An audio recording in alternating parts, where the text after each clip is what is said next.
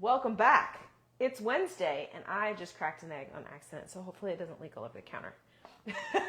Yes, I mean, I told you I was starting already. which one did I you hit it. crack? I think it was that one. Maybe I just hit it and it didn't crack. I don't know. I guess we'll find out. Well, how about I just crack them in a take bowl, care of that? and we'll. All right. So clearly, everyone is realizing we're making something with eggs tonight. I'm Kat, dietitian, I'm Stephanie, speech-language pathologist. and we are the Dysphagia duo. So every Wednesday, we get together for you all in our community of dysphagia sufferers or caregivers or healthcare professionals that want to learn more about dysphagia. And we cook. We alter the food we cook to be a different dysphagia texture, usually 3 or 4 different textures. Usually we try to hit several, yes. And we answer your questions that are in our feed. So today we're making quiche. It's a little bit more involved. We did whip up some crust, so that's in the fridge chilling just a little bit. It won't be perfect because it's not going to be chilled all the way, but it'll still be good. We're going to do the best we can. Yeah. And if you can purchase already made crusts. Yes. Can I say one thing about? Please. So we used to just have a topic, and we talk about a topic on this night every Wednesday.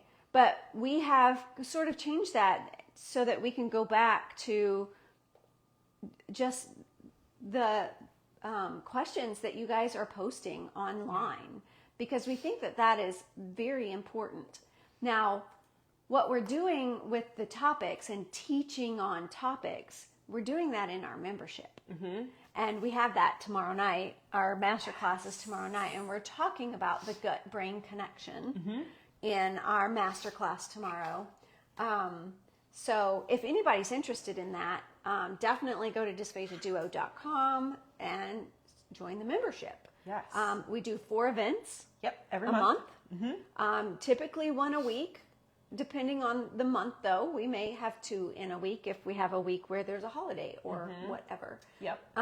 So we like to teach. We like to teach about swallowing and nutrition. Yeah. And how they are so connected.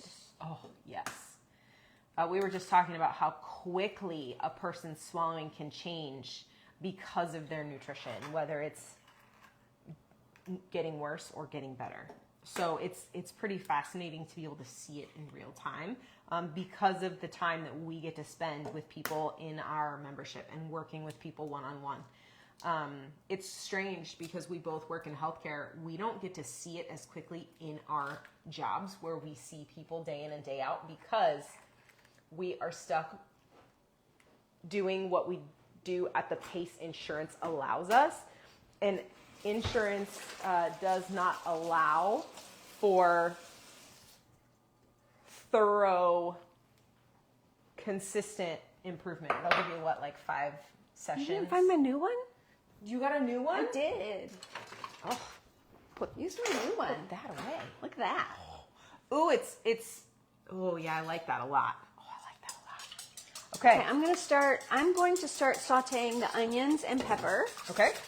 So, first, Is the spinach? that's the spinach. I'll wait on the spinach. So for a minute. before she takes this away, I want you all to look at this and realize how many different colors we have going on here. Has anybody ever heard eat the rainbow? Yellow, orange, green, purple. We have some ham that's pink. And then we're going to throw some parsley on there too because it's right here, so we might as well. So color is good. I picked it for this. I figured you did. Yeah. And it's so beautiful looking. Okay, so what Stephanie's going to do is, so we have Linda that said hello. Hi. Katie Lynn and Angie. It seems very springy, yes, but this is also like a harvest type meal because bell pepper, I didn't pick this one sadly, but fresh picked. Spinach, you can still get this time of year. I just planted spinach and it's coming up, so we'll have spinach in the next couple of weeks. And the onions, I think you grew. Yeah. So all harvested recently. So quiche is what we're making. We're gonna do it in some smaller pans so it'll cook a little bit faster. Oh, springy. Oh yeah, she meant the whip. Yes, the best whisk is flexible like that, and you can get more air. And with eggs, we want air in there, right? The other thing you can do if you don't want to put this kind of work in is put these in your blender and blitz them prior to putting in. So a typical quiche has milk or cream added to it. Do we have like oat milk or almond milk or anything like that? Or do you want to use milk or... I just have milk. I have coconut milk, but that wouldn't be good. That would add a little more flavor. So you can do whatever kind of milk you want. Yeah, but that would maybe add a weird flavor. Yes. Okay. So I'm going to do half a cup. And so when I'm making scrambled eggs, I add water because water doesn't have protein in it. And it allows more air when you're whipping to get in your eggs, and so they're fluffier when you're making scrambled eggs. If you add milk, they're not going to quite be as fluffy, which is okay. So I am seasoning as we go. Yes. We're not going to put that in now. Will you season my... Nice. I saw you seasoning, so I figured I'd come and take advantage. Yes, so you want to season at all stages. Anytime you add something in, you put just a little bit of seasoning. And that way you're building flavors. That way when we puree it, you're not going to lose the flavor. And that is the key. So I think a lot of you that have pureed anything in the past, you're like, this is terrible. It doesn't have any flavor. I put a bunch of salt in. I can't taste it. Well, you put the salt in all at once. So she is seasoning that as she's sauteing. Mm-hmm. We're seasoning the eggs. The ham does have a little bit of salt in it because ham... Yeah, they cure it that way. Yep. So... and so this was... Let me find the one piece in there. This was a spiral ham that I just... Yeah, you can... You want to throw it in here and we'll blitz it? Yeah. Make it smaller. Yeah. So it's a spiral bound ham. Okay. That we're using, but you could use any ham you want, or you could use any protein you want, and you don't even have to put a protein in it because the eggs are protein. Amen. We're doing ham. One of the reasons that I want to do ham tonight is because ham is often very difficult to puree and get smooth, but eggs tend to help things get smooth. So I really want to see how the egg in the quiche helps the ham to puree smooth. Yeah, and I think if we get it to like that minced and moist-ish level prior, which is where we're at right now, we'll have more success after it's cooked, blending it so it's smooth. Okay. Okay, so I'm going to pull up some of our questions and we'll get started kind of going through the group and see what's been posted this week. And we'll go through as many as we can.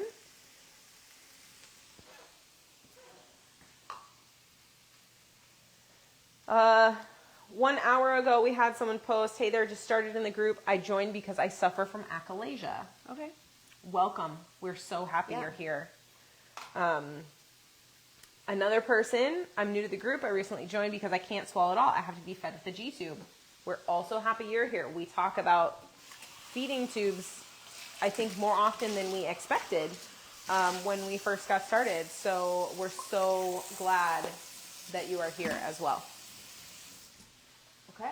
Yes, and we have several people that have been in the membership and in this group that do both.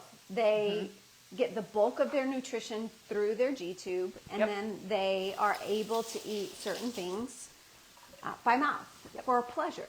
So it takes the stress off of getting proper nutrition. Right. Or enough nutrition, I should say. Okay. I am going to add in the spinach now. Okay. So spinach also blends really, really beautifully. So we like to add green to as much as we can. And spinach is a good source of iron for a vegetarian food. The ham will be a good source as well. So here is the key to absorbing that iron from that spinach. You need vitamin C. Guess what this bell pepper has in it? Vitamin C. Pedro, I think I went to high school with you. Hello there, sir. Weird. Blast from the past. Cool. Okay, so next comment. Update. Thank you for everyone's support yesterday. It wasn't as bad as I anticipated. Hallelujah. So I went in yesterday for my second endoscopy in 2 weeks with full anesthesia this time. My appointment wasn't until 2:30, so waiting all day with a dry mouth completely sucked. I am sure it did. That NPO thing, not being able to eat or drink anything, is the worst. Anyway, this doctor said my Schottky's ring was still pretty big. Throat was a little sore, but not horrible. He broke the rest of it up and completely flattened it with a balloon. Also learned this week at my primary that my iron is very low. Starting iron and depression anxiety meds tomorrow. Now for healing thoughts. Sending them all your way, Melanie. So, iron, Yep. right? Yep. If you were to make this in a cast iron pan, you will get more iron from it if you saute all this stuff in a cast iron pan. So do that. Be careful with the iron supplement. You do need to take it with, I know they say to take it on an empty stomach, but if you take it with like some orange juice or something with vitamin C, that will help you absorb it better. Just be careful that nothing in there has calcium in it, because calcium prevents the absorption of iron. So calcium and iron cannot go together. So if you choose orange juice, do not choose one that's fortified with calcium. So is the milk that we're going to add to our eggs going to prevent the absorption of the calcium that's, It's possible, but our hope is that your body will choose There's enough, the right thing that you need. so little of this and so much of that. That's the hope, yes. So little of the calcium and so much of the iron. Yes. Because we have meat and we have... The spinach and the eggs should have a little bit in them as well. Okay. Yeah. I do think that you overdid the onions, so I didn't put all the onions in. Yeah, that was a big onion. I should have only done a quarter of it. Hi, Marcia. It's nice to see you. Okay, so I'm going to move the eggs out of the way because we are going to put those in once we get those in. I need to get the dough and roll it out a little bit. So, I should have asked you this before, Steph. Do you have a rolling pin? Of course. I assume it's in a drawer or cabinet somewhere. Should be right here. Oh, This is the one Andrew made for me. look at that beautiful thing. This is one of the most beautiful rolling pins. And handmade. That makes it even better. Okay, so Anonymous posted, what is everyone doing for GERD and the mucus and the never-ending regurgitation? This is going to be sort of covered in our topic in our masterclass tomorrow on the gut-brain connection. Yep. So, for GERD, what are we doing? We are avoiding your triggers. So, any food that causes you to have symptoms, you need to avoid. It's really important. Any activity, so when I mean activity, I mean like after eating, you need to stay upright for 2 hours. Do not go to bed or lay down within 2 hours of eating. We need your body to be in that upright position. Mucus, that tells me you have inflammation going on somewhere. So if you have a cold, are you eating foods that your body is trying to tell you not to eat? And so you're producing mucus to try to fight off what you're putting in. We want you to avoid those triggers that are causing you symptoms. So I would bet that the mucus and the reflux are probably caused by the same thing, as your body is responding in two different ways to try to tell you to stop. Mm-hmm. Inflammation. You've got inflammation. That's, I think, probably 3/4 of the people that we work with, we address inflammation. Yeah. Oh, for sure. I have severe allergies going on right now, and I have all this mucus production, right? Well, whether it's caused by a food or by an environmental whatever, it's still inflammation in there. And it's causing all kinds of problem in my throat. And I've been having trouble swallowing because there's so much gunk back there today.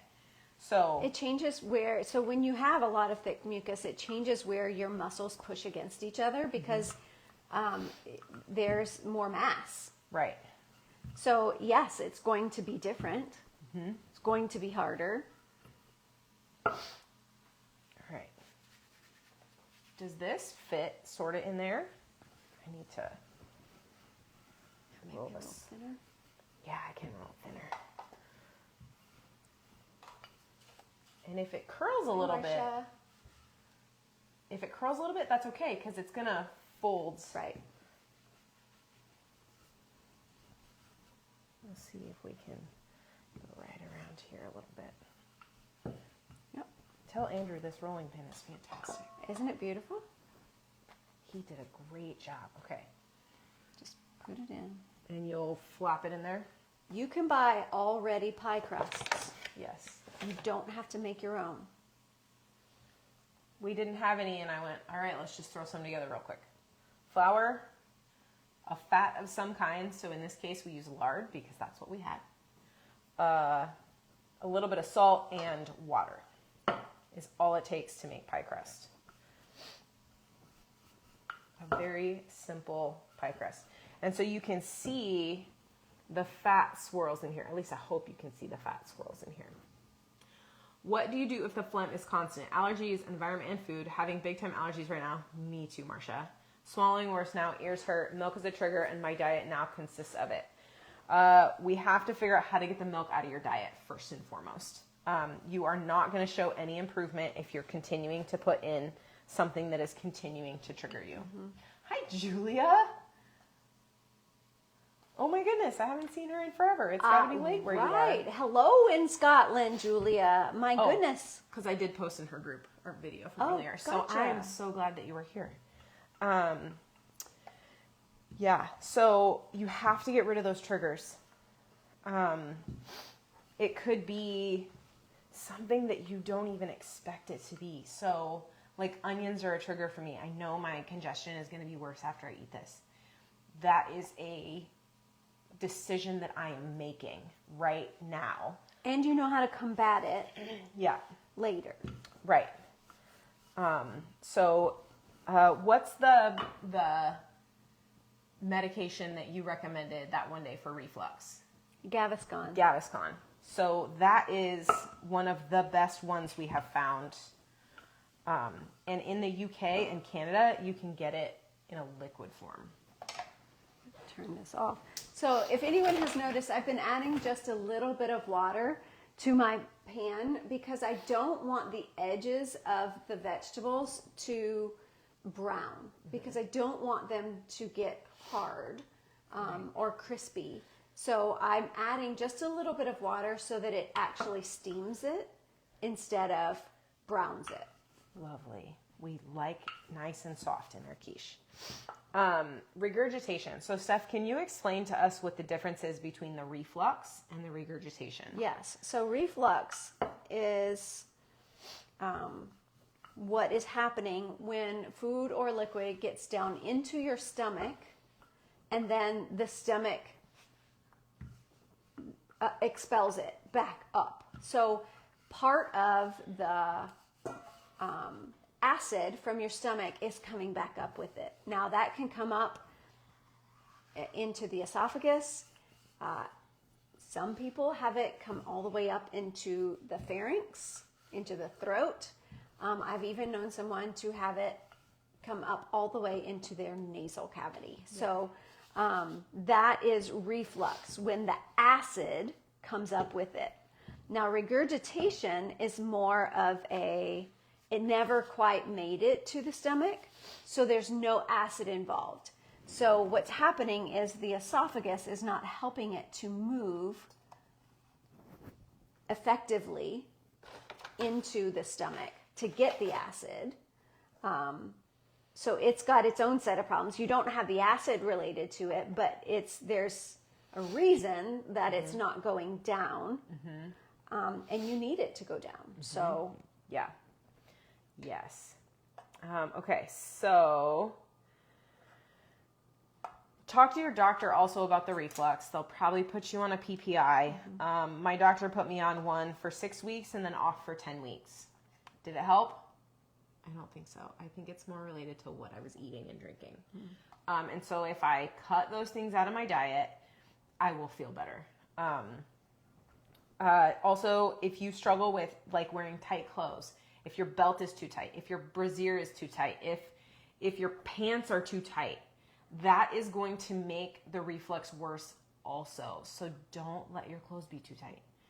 I tried pureeing a store-bought pot pie. It was gritty. Is homemade with more fat better to puree? I would say yes, because you have more control over the ingredients that go in. So I would, if you can do it yourself, try it, so that you have more control. This one's split.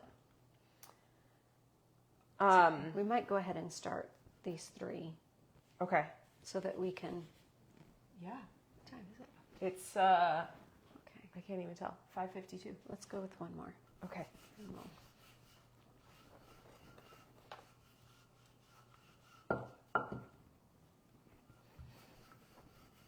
And then we'll put them together. It's going to take a little bit for them to bake, so. Yeah. I wonder if, are you wanting to do them in Yeah, I'll just bake them. the oven that I can't think of the name of right now? The little oven. The little oven? Yes. We'll change it to. So the next one, is this the same thing as esophageal dysmotility, and can you get this from decades of GERD, even treated with PPIs? Yes. Yeah, so that regurgitation thing where the food goes down but not all the way into your stomach and comes back up and just bounces back and forth, that has to do with esophageal dysmotility. And having esophageal dysmotility gives you esophageal dysphagia. Yeah.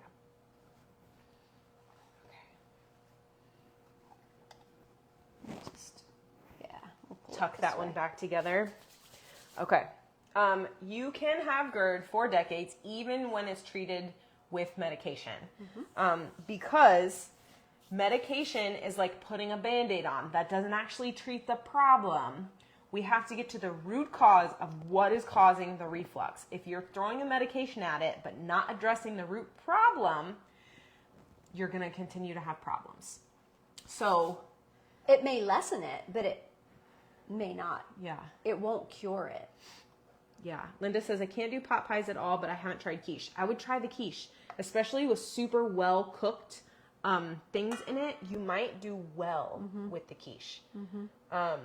Oh, I thought I got that one a little thinner. Interesting. It's just where it Yeah. doubled up. Yeah. No, I mean, even on the side, I think I thought I got it thinner than that, but that's okay. That's okay. Swallowing disorders and eustachian tube dysfunction, a multidisciplinary approach. Someone posted an article, it looks like. I saw that. I think that's probably more related to pediatrics because the eustachian tube is doesn't have an angle to it when you're a child. Oh. So there's a lot more chance that the eustachian tubes can fill with reflux or food, even milk if they're laying down to drink. So I didn't open it to look at it, but I'm willing to bet that's related to pediatrics because I don't think adults have eustachian tube issues that Mine pop. lead as much to. So I wonder if, I think that if you have pressure changes and whatnot, and if you're having some swallowing things, the pressure changes can happen. But do you want to put your veggies and ham in first, and then we'll fill it? Sure. So Nathan says, Dysphagia Duo, what is gastroparesis? Gastroparesis is when your stomach does not move and digest food at the rate it should. So it doesn't go fast enough. So your food may sit in your stomach for 2 or 3 or 4 times longer than it should. So the term paresis suggests paralysis, but it's not a full paralysis. It's a partial, meaning not moving. Yep. So when you have gastroparesis, it can be caused by a number of different things. It can be caused by blood sugar issues for anyone who may be struggling with diabetes or pre-diabetes. It could be viral. It could be neurological. So I didn't fill them all the way full. Do you want me to stir just a little bit? Sure. I hope this cooks. Yeah. That's okay. So can you have both very little eating followed by very large amounts? If things are not moving out of your stomach as soon as they should, like if it takes you 6 hours to digest something and you're eating every 2 hours, yes. Because even if you're putting a little bit in, that little bit, if it's not going anywhere, is going to build up. It can cause some other symptoms also. So depending on what's causing it, that if it's poor motility and you have poor motility in your esophagus too, they can be feeding into each other and causing trouble all along your GI tract. Mm-hmm. Yes. I hope that answered your question, Nathan. Does anyone else suffer with the flap feeling in their throat and phlegm they can't shift? Really causes me anxiety and I hate it. Yes. The flap what? I wonder if it's like the flap feeling? That's mm-hmm.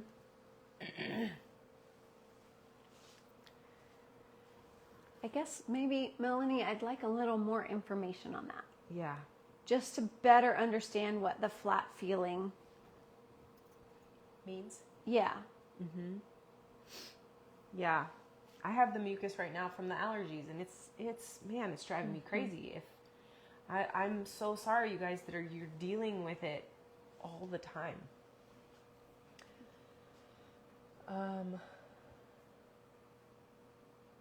My daughter is 22. Can't swallow all texture food. She swallows some foods and spits them out. Doctor says she has inflammation and little acid reflux. What doctor does she need to see? GI doctor said she should be able to swallow all texture food. She is still limited. My gut says just because the doctor said it doesn't mean her body can tolerate that right now. Yeah. Well, and it becomes this vicious cycle that there's a gut-brain connection there, that the brain is trying to tell her one thing. So I would say it may be perpetuating itself. Mm-hmm. Just because they say you should be able to swallow doesn't mean that you can. So it needs to be looked at in a different way, mm-hmm. which is what Kat and I do. So most of our clients are people who have been told you should be able to eat anything you want. It's all in your head. But typically we're able to get through that, mm-hmm. And identify where that problem is. They may not be able to see it on an x-ray. It may not be visible on an x-ray. Doesn't mean it's not happening. Right. Yep.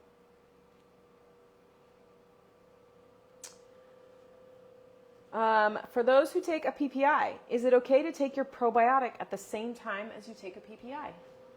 I don't see why not, yes.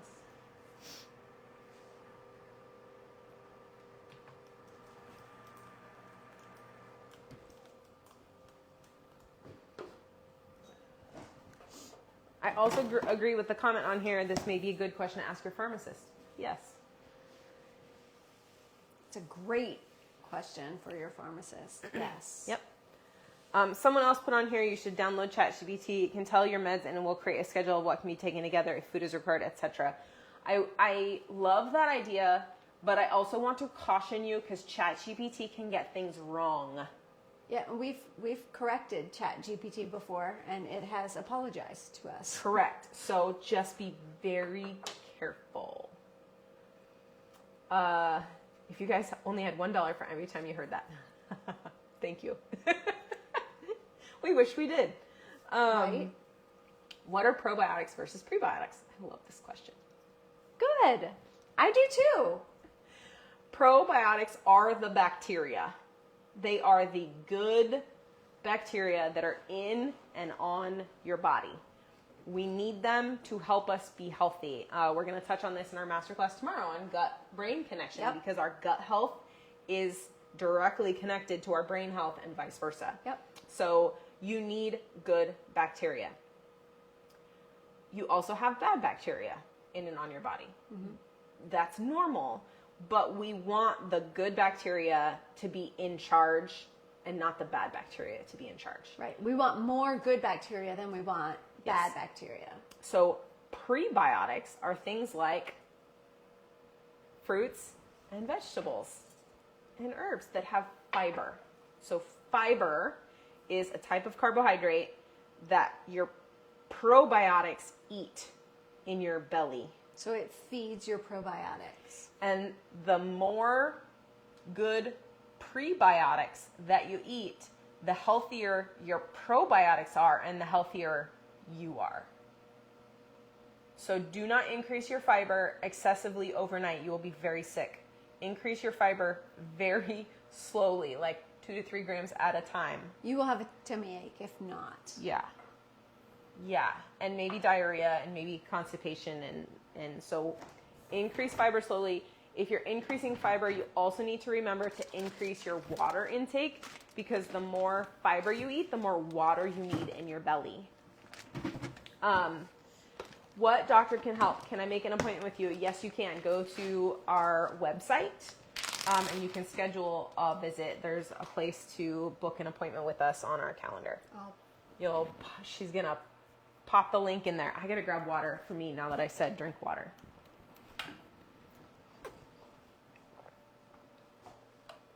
Okay. All right. There it is. So go to services on our homepage. Yep.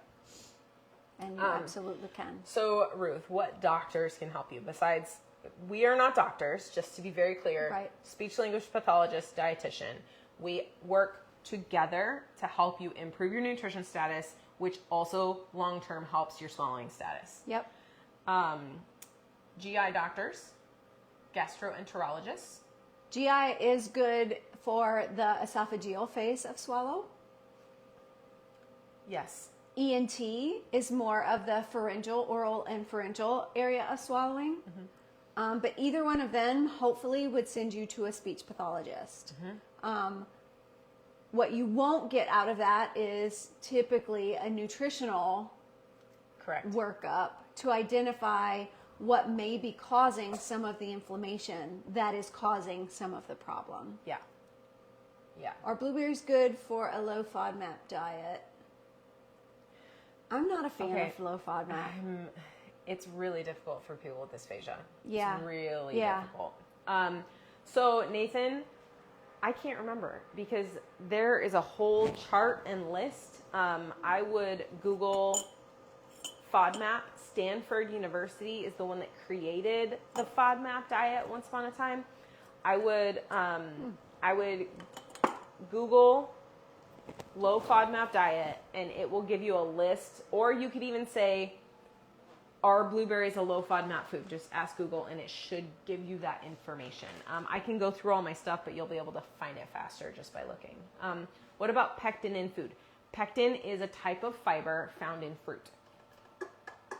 It seemed to help when my regurgitation is bad. Yes, because it helps pull things together, and it absorbs water. So we like soluble fiber like pectin. Okay, I'm incredibly frustrated by my medication absorption, both the extended and instant release meds. Talk to your pharmacist, and it may be you need to change up timing depending on when you're eating too. Yeah, Google the low FODMAP. Okay, next post. Ready? Yes. My 18 months of still on level 3 thickener, diagnosed with dysphagia, and everything has been fine with a level 3, or my 18-month-old is still on a level 3 thickener, diagnosed with dysphagia, and everything has been fine with level 3 bottle nipple until he started pushing them in. Does anyone have a good recommendation for a leak-proof sippy cup that will still allow a level 3 thickener? I see a ton online for a ridiculous amount of money, so I just want to make sure I get something that'll work. I haven't done pediatric, so I cannot answer that. So here's my recommendation. Okay. Go through the reviews on all of those things and see what they say. Yeah. Because other people will put that information out there. And I don't know that I know a pediatric speech therapist. Oh, I know lots of them. Yeah. But that's just not been my area of specialty. Again, Yeah. I agree with Kat. Go through the reviews. Yeah,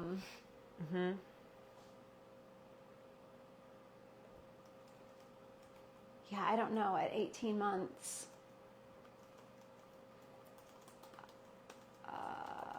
you've stumped me. You've stumped me. Don't have that answer. Sorry. I'm just responding to this.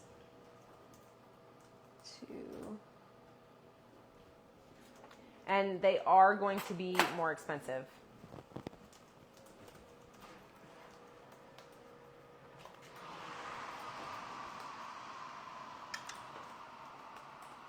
The other thing I will add is if you get it on Amazon, they have a great return policy.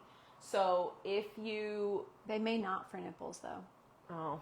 Well, he just says sippy cup. Oh. So if it's just a sippy cup, I think that it should be returnable. I just ate raw eggs. It's not even close. If anyone is going to survive eating raw eggs, I think it's you. Well, they're homegrown, so yeah. I know. Yeah. And you washed them beforehand. Okay. Okay. That's a tough one. Yeah, we don't do pediatrics. Maybe we can guide you on how to thicken or how to cook or how to puree. But sadly, that's just not our area of expertise. Yeah. Okay, so hi, my name is Ellie. I'm mentally not okay right now. We're here for you, Ellie. For about 8 months, I've been scared of swallowing, and now the past 12 days, I've been stuck on a liquid diet. I'm scared, and I don't know what to do anymore. Could someone text me? So you're going to be okay. It's understandable that you're struggling with mental health with this problem. We see it with almost everyone that's going through it. Mm-hmm. It's very, very hard. We know a lot of people that are on liquid diets. Mm-hmm. And they are able to get enough nutrition in on a liquid diet to start to improve their health status so that they can start to regain their swallowing back. Mm-hmm. You can do it. It's possible. You can always go book a call with us. Mm-hmm. She's got 48 comments on here, so people are being super supportive, which I absolutely love. Of course.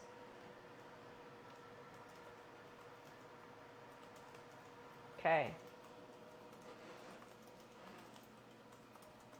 I don't see the link.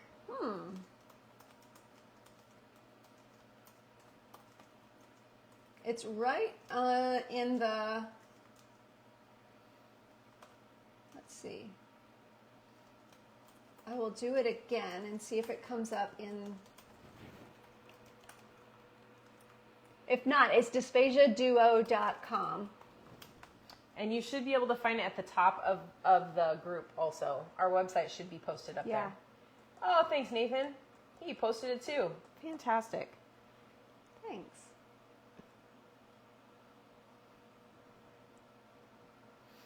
All right. You need to just like cut and paste that. I know. I'll remember to do again in the future. All right. So, hi everyone. I joined this group because my father is having difficulty swallowing again. He's a stroke patient for 3 years now, since September of 2022. At the time, he was struggling with swallowing and put on an NG tube for 2 months. Last month, he started feeling something again, but since he cannot speak, aphasia from the stroke, I just observe his facial expressions. For the past 2 weeks, he's been having a hard time swallowing. The doctor said if this continues, he might need an NG tube again.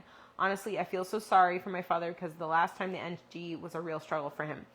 That's what I am trying my best to manage his swallowing at home. I give him milk, smoothies, and even blend his porridge so it's easier and more comfortable for him to swallow. Great.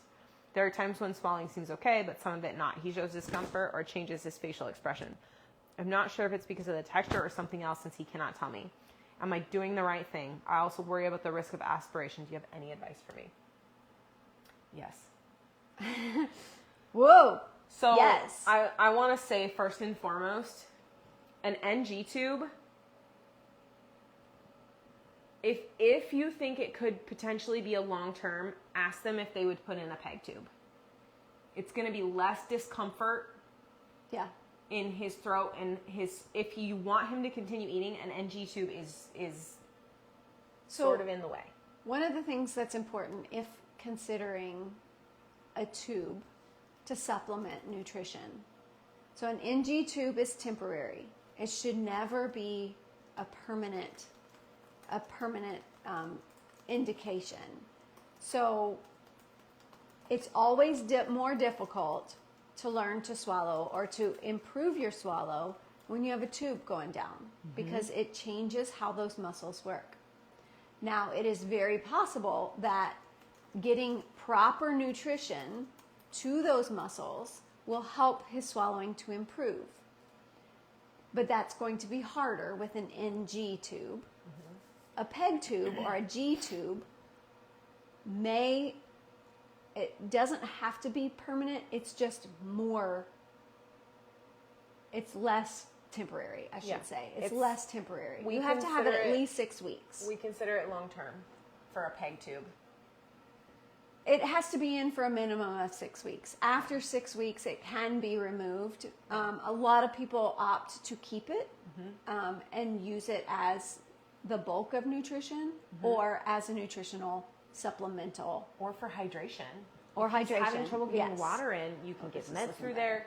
You can, so that's my first recommendation. And then we have a bunch more questions here that I want to get to, so we won't miss those either. So make sure he's getting enough protein. It's getting close, but not quite. Oh yeah, they look like they're almost there. Yeah, they look they're beautiful. Still, Okay, so is she doing the right thing, Steph? Yes, of course. Yeah. Yes. What an advocate you are. That's great. We are so proud of you. Thank you for doing what you're doing for your father. Yes. Risk of aspiration. So I know a lot of people worry about aspiration. A little bit of aspiration is tolerable. Most people can tolerate a little bit of aspiration. It's not I love hearing from Facebook because I feel so bad. No. Everybody's at a different level, and that's okay. So number one, you want to make sure that respiratory wise, is his breathing okay? Typically, aspiration does not affect people as quickly and as long-term problem-y. That's a new word. Severely? I like that word, actually. So it's less of a problem than people want to make it out to be. We can tolerate a certain amount of aspiration. Now, when that aspiration becomes a massive amount, that's when you need to worry. And that's if there is recurrent respiratory issues, recurrent pneumonia, recurrent bronchitis, recurrent difficulty breathing, shortness of breath, any of those things, I would say then I would be concerned about the aspiration. Or if I probably need to start it again. Okay. But if we're not showing that it's a consistent problem, also a lot of coughing. If he's coughing a lot and he's burning off more calories through coughing, that becomes another issue. Because the cough is probably protecting him, but it's also preventing him from storing the calories and nutrition that he's getting in. Gotta burn it. Coughing takes a lot of Right. work. Okay, so myo, I'm going to touch on this real quick before is myofunctional therapy real or pseudoscience?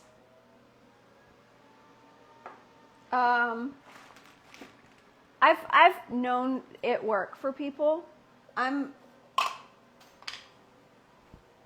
That's not the kind of therapy that I do. So I don't want to say that it's bad because I don't want. I think for some people it works. It may, yeah. Thank you for your comments on tongue ties. I think you answered something about tongue ties at one point, right? Okay. Yes, I did. And then what about Vital Stim? I love Vital Stim. I am Vital Stim certified. Yes, she I do Vital Stim. I think it works. It helps people to improve faster. Now, there are some diagnoses that it does not work on. So it's a upper motor neuron versus lower motor neuron issue that for some diagnoses, and I can talk about that at a different time, that it doesn't work for. Parkinson's is one that it doesn't work for. But stroke, brain injury, Coordination? it can help for coordination. That sometimes only needs one treatment.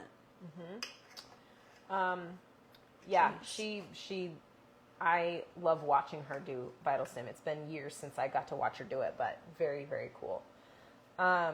Is that just bronchitis or pneumonia? I went to speech therapy because of recurrent bronchitis after COVID. That doesn't mean that there was aspiration, though. Right. It Yeah. could have been something else related to the COVID. Yeah. UMN issues. I'm not sure what. Upper motor neuron. Okay. Marcia says, what is Vital Stim? So it's electrical stimulation of the teeny tiny muscles of swallowing. So I put electrodes on certain muscles of swallowing. So depending on what's going on with your swallow, I would choose a different placement of the electrodes. And it is like e-stim, or electrical stim. For some people use it for pain. Some people use it for physical rehabilitation. We use it for swallowing. It is a very specialized piece of equipment that is designed. I don't recommend using regular e-stim because that is designed for big muscles.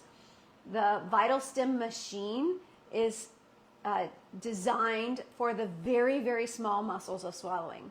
You can blow out muscles with those big machines with too much stimulation, with too much electrical activity. So very important that you get a person who is Vital Stim certified and not just someone who is using a machine that is intended for other muscles. And do not go buy one for yourself and do it yourself. Please don't. Do not. You will hurt yourself. You will cause more problems than you already have. These muscles are very, very tiny, and you need someone that is trained to do it right. that beautiful? It's cooked just perfectly. You're amazing. Let's mince and moist. Blend it some. We may need a little moisture for it. Related to coordination, dyspraxia, or low-level CP. Okay. Do coordination. My hope is we don't need Cerebral palsy. Yeah. So Vital Stim could help with that potentially.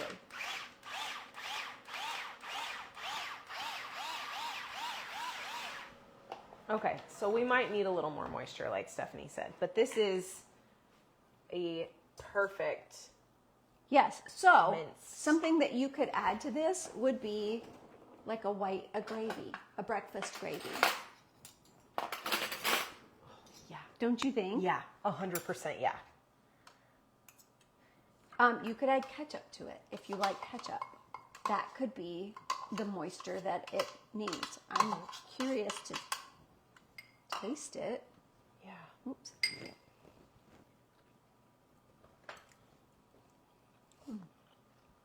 Okay. Needs a little more salt. And I think it does need a little more moisture. So, like a splash of milk in there, or a little bit of sour cream. Yes. Greek yogurt, plain Greek yogurt, if you want the probiotics. Do we need a little bit of water? Or milk. Do you want some milk for it? Let's do milk. That'll be a little bit more flavor. Okay. I'm going to put the liquid first. Let's try just a little bit. We have done this where we put the stuff on the top and then the liquid in, and then the liquid didn't get all the way down. Not that we would have that issue with this, but Let's see how this goes. You so know what? Let me put a little bit of. if we were using water, we could add the cheese for the salt, or we could add a little bit of salt to the water. Yep. If you've watched us before, you've seen Stephanie do that in the past, so that we're still seasoning as we go, right? Yes. Every time. Yes. You want to use a liquid with flavor. If all you have is water, just add a little bit of salt to that water.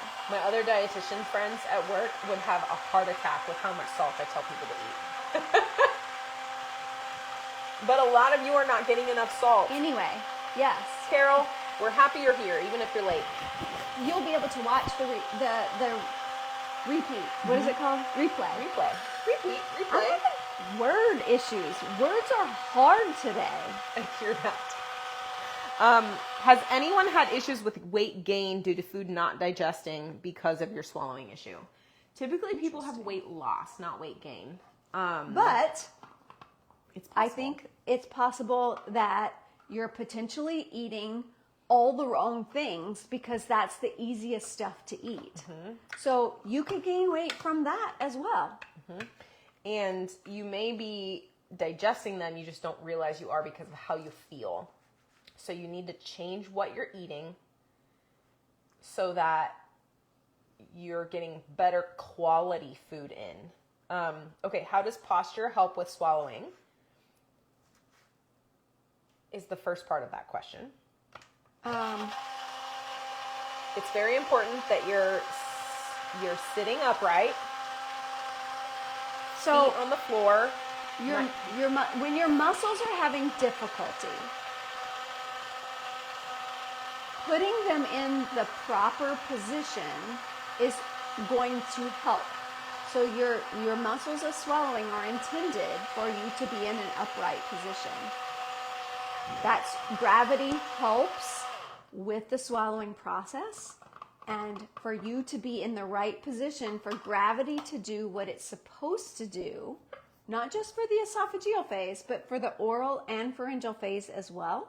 It is very important that you are in the proper position so that those muscles are coordinating correctly, so that those muscles are moving in the right direction, and that gravity is not pulling them in a direction that they should not be being used. The other thing you can do for moisture for this is you can blend some, and you can add the blended part as Great the idea. sauce to your minced and moist, so that you've got enough moisture in there. And this will be your level 6. This Soft and is bite-sized. This is, right now, I would say a level 3. If it sits here because of the crust, it'll thicken a little bit and it'll end up at a level 4. It got pretty darn Smooth. Considering it has ham in it. Yeah. I wouldn't even know. Like ham usually is a little bit gritty. Yeah. There's no, you would not know. I'm impressed. It's tasty too, guys. As usual, I do like The pureed better. Let me give our... So we're going to put some of this on there for... It's way better with the sauce. And then, is proprioception an issue? Yes. So the way it feels, so that's part of the gut-brain connection. So your brain is definitely understanding things based on the way it feels. Yeah. So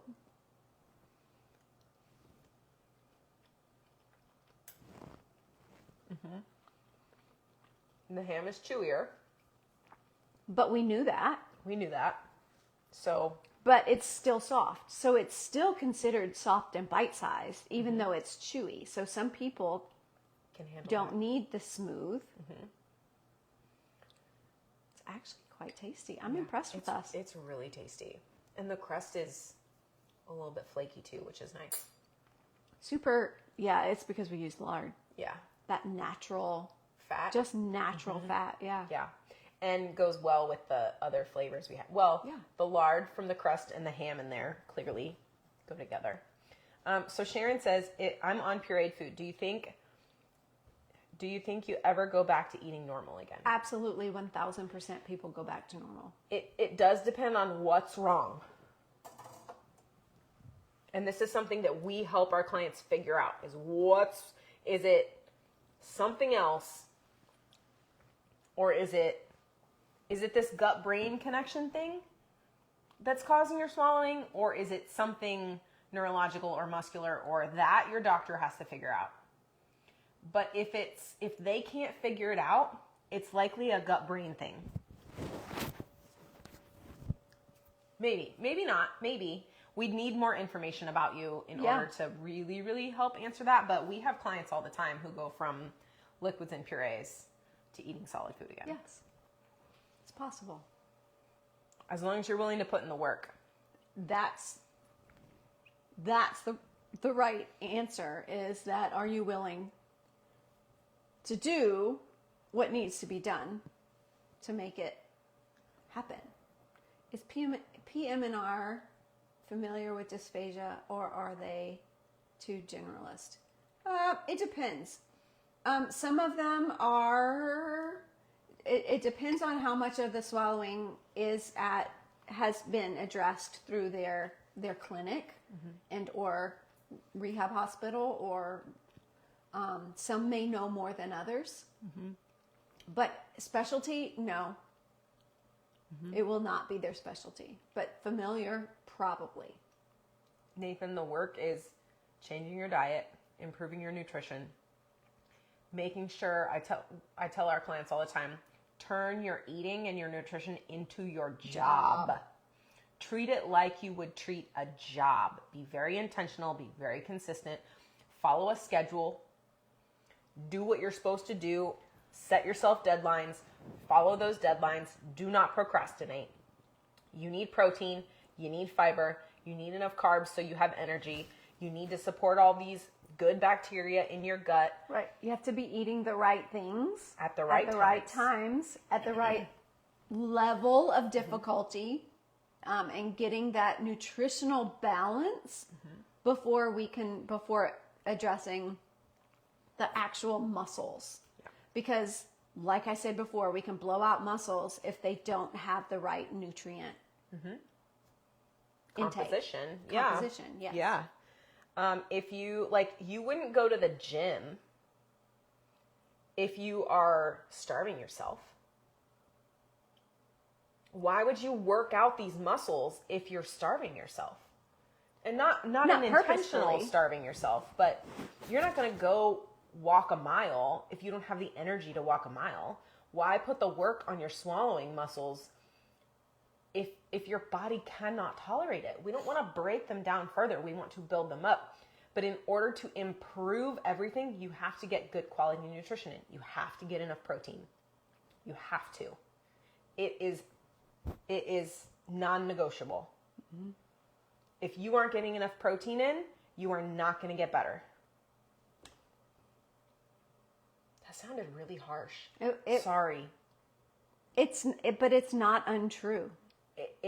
And we work with our clients on building a plan for swallowing, but it's based on a foundation of good nutrition.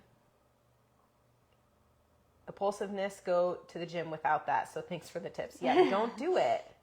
Introspection. But that's a hard thing too. Like, it's hard for people to look in and see what's going on in their minds, because our minds are sometimes tricking us, sometimes lying to us, sometimes the anxiety is freaking us out and we can't focus. So if you think about it, I don't know how many people out there know a bodybuilder. Bodybuilders are very focused on their nutrition, very focused on what goes in, so that when they're at the gym, they know they can handle it. Yeah. Yeah. And so one of my interns, she was a bodybuilder, and I was asking her some of the details about it. Now she's trying to become a dietitian. And she's like, I wish I had known then what I know now. She goes, because I was working out and not eating enough. Mm-hmm. And she was like, you've never seen a woman with so much muscle and so skinny. But she said it was the most miserable time of my life because I was not getting adequate in, and I was exhausted and angry and moody all the time. Mm. Yeah. Yeah.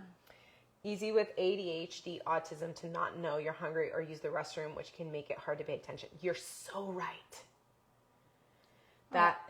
Yes. Let's get to Sharon's last thing, and then we're past our time. So, oh my goodness, my husband has bone left in throat after anterior surgery. Now, ADCF surgery. And now, as clarification, building around it, or connective tissue disease and lung fibrosis, nerve damage to neck. Keeps moving. Post-op 2020. Yeah. Okay. Focus on getting the protein in. I think you meant calcification, right? Is that? I think so. What that makes sense? Calcification, building around it. Because that's what happens. Your body tries to protect you from whatever's there that's not supposed to be there. Yep. Connective tissue disease. So, nutrition, protein, anti-inflammatory foods, lots of fruits and vegetables, lots of colors. Add fish if you can get it in, because it's good protein, good omega-3s, which are anti-inflammatory. Make sure he's getting enough fluids in so he's staying hydrated. Nerve damage to the neck to the toes since the operation in 2020. We're at a symptom management place with him right now. But good nutrition is the foundation of getting him to feel as good as he can. Marcia says, definitely I psych myself by dinner, fixing food for hubby, then fixing your puring mine. By the time I have it all done, my throat is so tight, I'm nervous. Yeah. So how do we correct that part? Yeah. Marcia, you can reach out to us. We're here for you. Yeah, for sure. I apologize. There are so many questions tonight, but we have got to go. Come back next week. All right. Can you scroll just a little bit so I can see what else is happening here real quick before? Yes. You are welcome. We appreciate you guys. We appreciate you guys. Yes. Take care of yourselves. Yes. And reach out to us if you need us. If you need us. Absolutely. Go to our website. You can book some time with us. Yep. We'll be back next week. Same time, same place. Right here. We'll see you there, everybody. Bye. Oh, this is so good.